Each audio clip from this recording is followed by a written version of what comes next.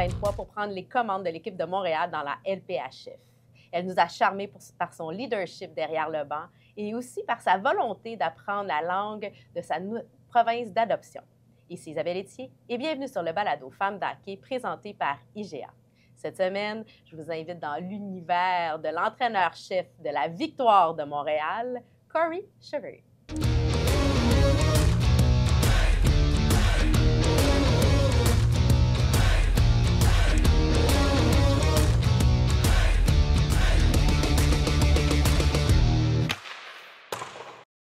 Kori, bienvenue sur le balado Femme d'hockey. Merci beaucoup. Je suis tellement heureuse de m'entretenir avec toi pour que les gens puissent découvrir la femme. On connaît la coach, mais tu es aussi l'ancienne joueuse parce que tu as joué au hockey. Yeah, you played hockey before being coach. Oui, I played for 25 years. You know, I think it's really a big reason why I'm coaching today and really getting to play with some of the most elite players and play against some of the most elite players. I'm happy I had that experience as a player and now I have that as a coach as well. Kori, tu as justement joué, d'ailleurs, tu as joué avec des joueuses qui sont maintenant dans la Ligue, Oui. dans la LPHF. Bon, Anne-Sophie était de la même âge que toi. Natalie Spooner, tu as joué avec Natalie Spooner, qui est quand même la joueuse de l'année dernière. Oui, Spooner et moi, on a personnalité similaire. Elle est très fun. Sur la glace et elle est joueuse très bien chaque jour. So it was a cool way to finish my career playing with Natalie.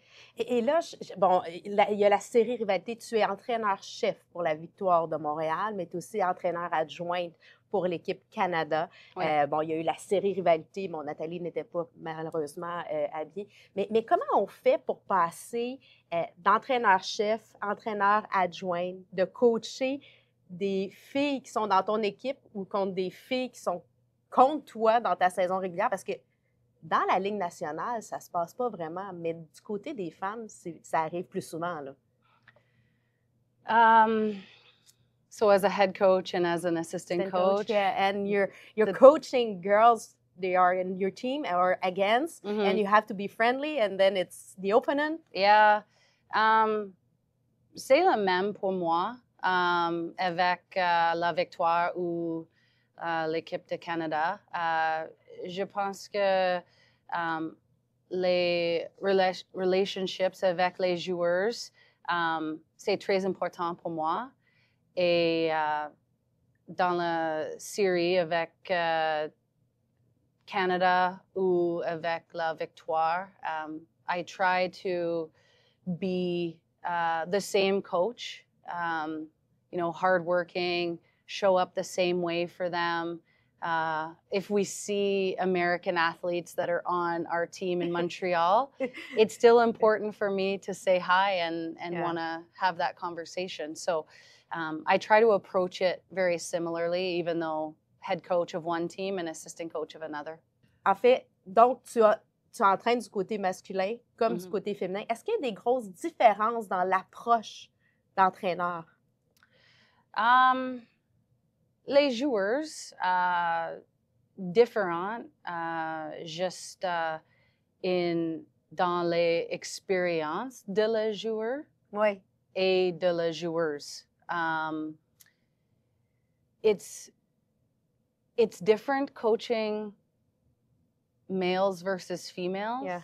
You try to bring the same professionalism, the same amount of preparation, but the way that we interact with female players might be a little bit different than the way that we interact with male players.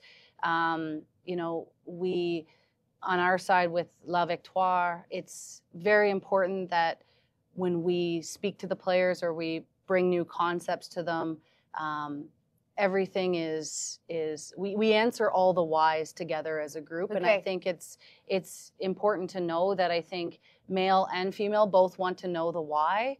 But I think with our female players, you know, they do ask a lot of questions, and it's a good thing because it forces us as coaches to dive a little bit deeper.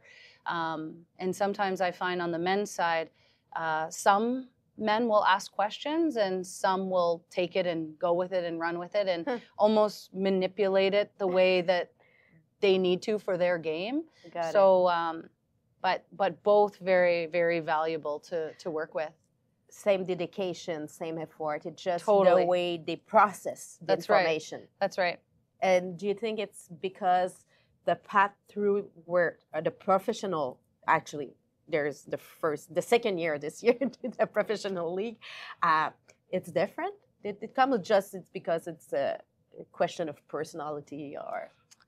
I mean, like you said it, they prepare the same way, they train just as hard. Everybody is working towards the same type of goal. And I think that it comes from a place of our female players want to get it right away.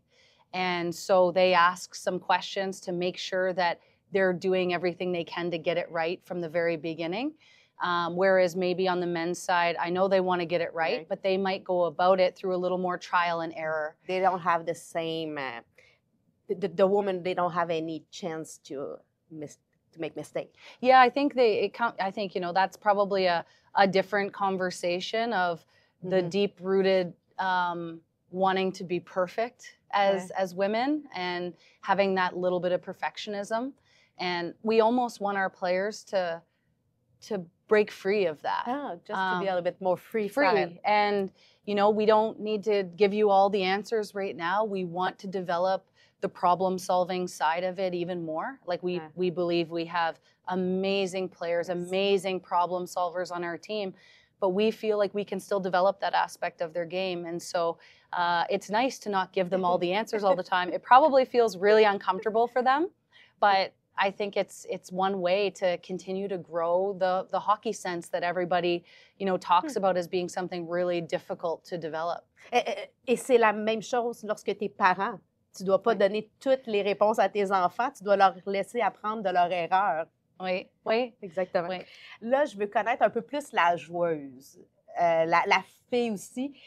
Quel type de joueuse tu étais? Tu sais, tu m'as dit, dans la personnalité, Nathalie et toi, vous ressemblez, mais quand tu jouais au hockey, tu étais quel genre de joueuse, là? Tu sais, comme vraiment intense, really like penalty girls, or very... Sur la victoire? No, moi? You as a player. Oh, oui. What kind of player were you? Very physical. Can you imagine?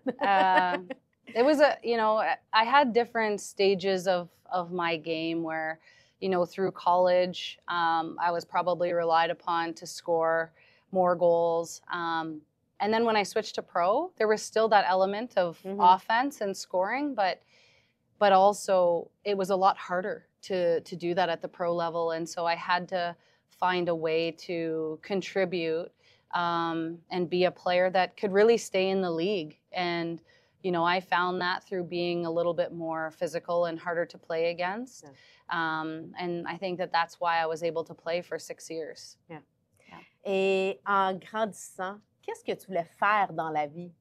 When growing up, as a kid, what you wanted to be in life? What was the dream job you wanted? Funny that you say that because I wanted to be a broadcaster on TSN. So that was my favorite show growing up as a kid. I was always watching the sports news. But then when it came time to go to school for hockey and for school,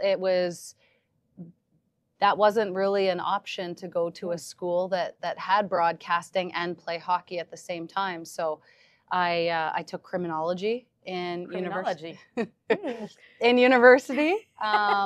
then after university, while I was playing, I ended up going back to school and doing sport and event marketing. And that's where I got into more of the pro side of it. I interned for an NHL team.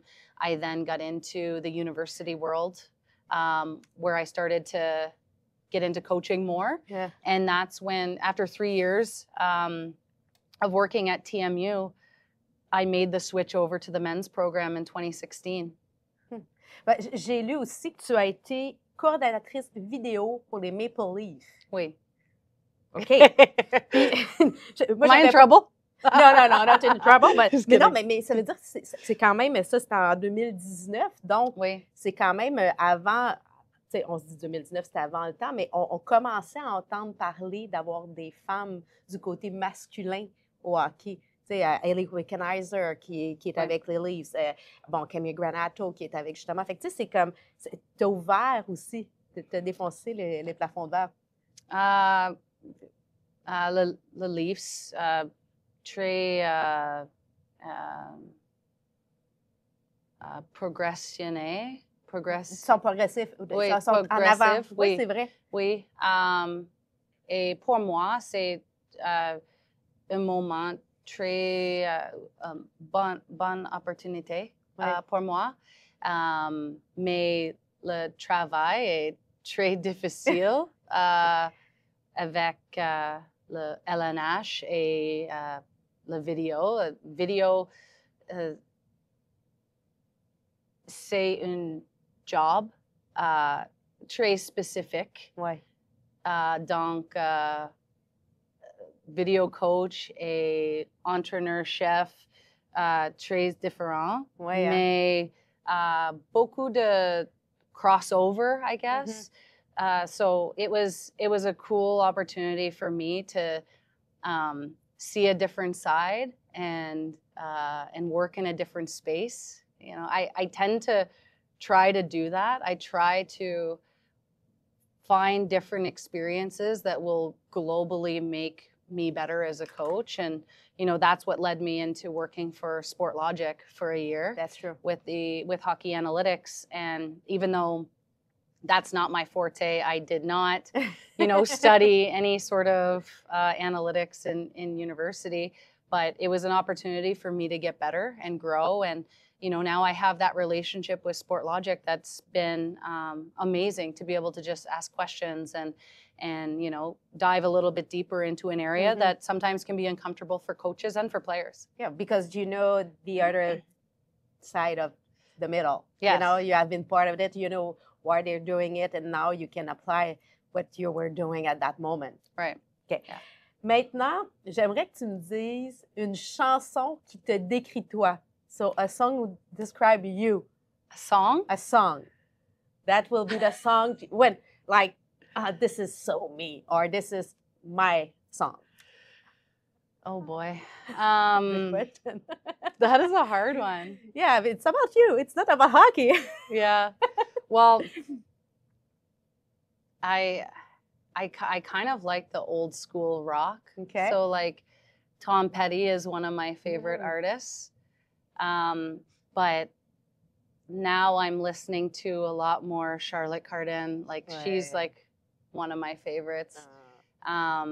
It's, you know what, this is a hard one for me because like I feel like I listen to so much music and it's really important for me. Like I listen to it even before games for myself as a coach because I need to relax and get in the mode for coaching.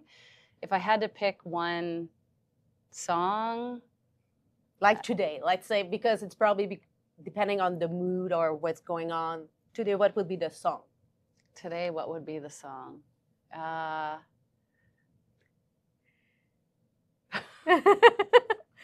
Okay, but I've also been on a Billie Eilish kick recently. Cool. So I've been into Billie Eilish, so we'll keep it safe and I'll just say Birds of a Feather. We'll say that. Let's say that. We'll go there.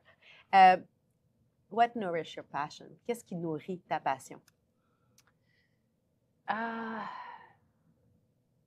I think just wanting to stay in the sport as long as possible. I want to be a part of hockey.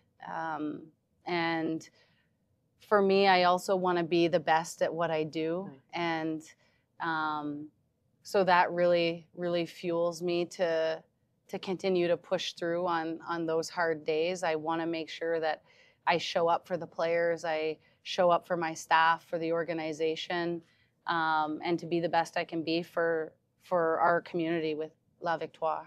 And that really fuels me. I'm really competitive. People probably don't see that much because I do have to keep it in at times. Well, when you lose a game, I can say you're very competitive. It shows in your face. Ça paraît tellement dans ton visage. C'est comme, I'm smiling, but I'm not smiling inside. Yeah, I mean, if you asked any one of my friends and my family especially, they would say that I'm probably the most competitive person they know. Like, I want to win everything. If it's formal or informal, if it's a card game or if it's a hockey game with La Victoire, it's the same to me, and I want to win. And do you have time to watch or to play other sports? As-tu le temps? Well, actually, so I'm a big baseball fan. That's probably something people don't really know about me. I thought I was going to be on the Toronto Blue Jays as a young girl. Oh. I thought I was going to be the first female Blue Jay player. Well, that's what my grandfather told me. So I was like, okay, that's what I'm going to do then. It turns out that wasn't the case. But it's okay. It's fine. Yeah. And so I played growing up, like soccer and baseball were my summer sports, and then hockey was my winter sport. And I loved soccer and baseball just as much as hockey, but there becomes a time where you have to choose. And so now I'm thinking, you know, I want to get into maybe pickleball. Oh, pickleball. And golf. I love golf. Golf is, I try to play. I don't get to as much, but. Every player is trying to play. Yeah, we just try to play. I don't get to play as much as probably some of my players, but I try to go as much as possible. Golf is nice. Like, you just get to relax, and like, I don't get frustrated with it anymore because I don't put the time into it that would require to be, you know, on the LPGA. Although, wouldn't that be cool? So, peu importe le sport, tu aurais voulu compétitionner. Et est-ce que toi, quand tu regardes un sport, quel genre de partisan, what kind of fan are you when you watch a game? Yeah, I mean, the thing that I really love now about, like, I'll go watch any level of hockey because to me, it's like a break from watching our La Victoire. So even if it's house league or pee-wee, bantam, doesn't matter. I like watching it because it's almost like I don't have to analyze it as much. And but any sporting event I love to go to. I've been to a Habs game already this year, which was awesome. A good one or a bad one? It wasn't the greatest. They played the LA Kings, and LA is such a defensive team, so it's hard to score on them in general. So, and my favorite is when the Habs score. It's like, I love the goal song, so I'm right into it. And so if there's not a lot of goals in the game, I don't get to sing the song. I love it. J'adore ça. Fait qu'on sait maintenant, la musique est vraiment importante dans ta vie. Oui. Ah, j'aime ça. On va jouer un petit jeu avec ton expérience de coach du côté masculin et féminin. Because you have experience coaching male and female, NHL, PWHL. I want to create the perfect player. Oh, okay. Okay. It could be a woman or a man. Okay. But quel est, comme si je te dis, le coup de patin, the speed of a player? Which player do you pick? Laura Stacey. Laura Stacey. Je l'ai entendu dans ma tête avant que tu le dises. Elle a tellement un coup de patin, cette fille-là. Hein? Oui. C'est incroyable. La vision de jeu, game vision. Poo. Poo? Now we have 2 sur 2, c'est des femmes. Yeah, we may, you know, ask a little bit more and we'll see. Let's say a shooter, like Caulfield. Caulfield. Yeah. Ah ouais. Ouais. Et puck handling, tu sais, pour les feintes, là, pour jouer avec la rondelle. Puck handling. McDavid. Ah ouais, hein? Oui. Ah ouais. On est tous dans des Canadiens. Ah non, on a un Américain. Cole Caulfield, it's an American. But, Oui, c'est OK. Mais il joue pour les Canadiens, c'est correct. OK. Oh, you said Canadian. Oh, sorry. No, Canadian. No, I'm just... OK. Je constate, I'm just... OK. Et pour le leadership. Crosby. Mm-hmm. Ouais. Ouais. C'est Crosby est pou, ouais. mais juste un joueur ou joueuse pour la question. Ouais. C'est effectivement. Mais c'est deux leaders incontestés. Ouais. Marie-Philippe Poulin, Sidney Crosby. Ceci dit, quand je regarde ce que Marie-Philippe a dû faire, what she had to do to make it work, because growing up, there was no league. It was a little bit more difficult to bring everyone together. Mm-hmm. It's different, but Crosby, it's still Crosby, Sidney Crosby. Yeah. Le sport féminin prend son envol, mais l'équité, c'est loin d'être la réalité. So if there's a lot of media surround the PWHL, we're talking a little bit more about women in sport, but we're so far away from the equity. What do you think it's a track of solution to make it happen? Yeah, I mean, we're on the right path right now. And, you know, people need to continue to invest in women's sport. Yes, investir. You know, I think that our product is amazing, and there's lots of opportunity for, you know, the business side to look at our product and say, hey, we've really got something here. And so, you know, I think we're in a great spot right now, and I think we're just going to continue to grow. So it's really getting viewership on our players, you know, people buying merch, Mm-hmm. People continuing to support through ticket sales, and really just people starting to believe that we have a product that is worth watching. And so, you know, I'm proud to be a part of it, and I know that we're going to have, you know, a lot of success moving forward, as long as people continue to support. Et maintenant, je t'amène dans mon segment tir de barrage. C'est ceci ou cela, this or that. Okay. And you answer which one. Okay. And you can explain me why. Okay. Okay. Rapide ou précis? Fast or precise? Précis. Précis. Oui. Mets la poque dans le net. Oui. Et le pass et beaucoup de moments pour précis, Ouais. over Rapide. fast. Ouais. Yeah. Je comprends. Chocolat ou vanille? Chocolate. Chocolate. Chocolate girl. Chanter ou danser? Chanter. Chanter, t'es une Oui. fille de musique. Oui. OK, c'est... si je te demande matin ou soir? Matin. Matin. Oui. Le matin, c'est plus facile. That's a difficult one. OK. Wallet ou poulain?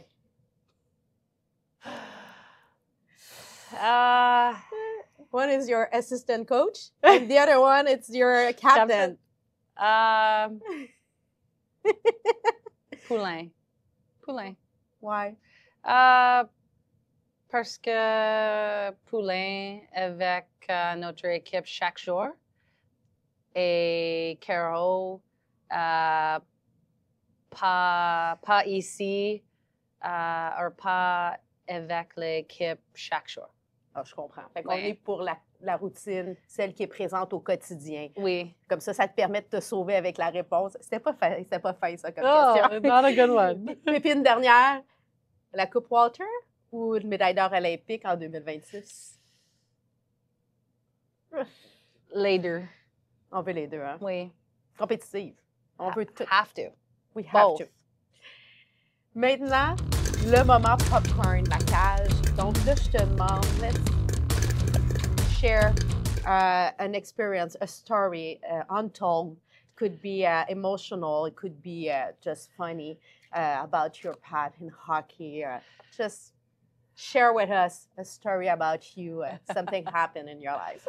Okay. Trying to think. Oh, well, this one goes way back to like one of my first years of playing hockey. And my mom always tells this story because like she knew I was going to be like probably in the penalty box a lot. But somehow I like fell. It was grammar school hockey. So I was like grade 5 or 6. And I fell right beside the bench of the opposing team. And I was a girl and there weren't many girls on the team. And so all the guys were like, you know, saying stuff to me while I fell right in front of the bench. So I got up and I just picked one of them and I punched him right in the face. I love it. And then I skated away and my mom saw it all happening and she was like, oh my God. Yeah, so I was like not going to take any crap from anybody. Yeah. But I love because it shows the personality you have. So you're very dedicated, you're very focused on what you have to do. So watch out, girls. If you're playing for Kori, make sure you're doing the right thing. That's right. I love that. Kori, merci beaucoup d'être venue te raconter, de partager un peu plus ton histoire sur le balado de Femme de hockey.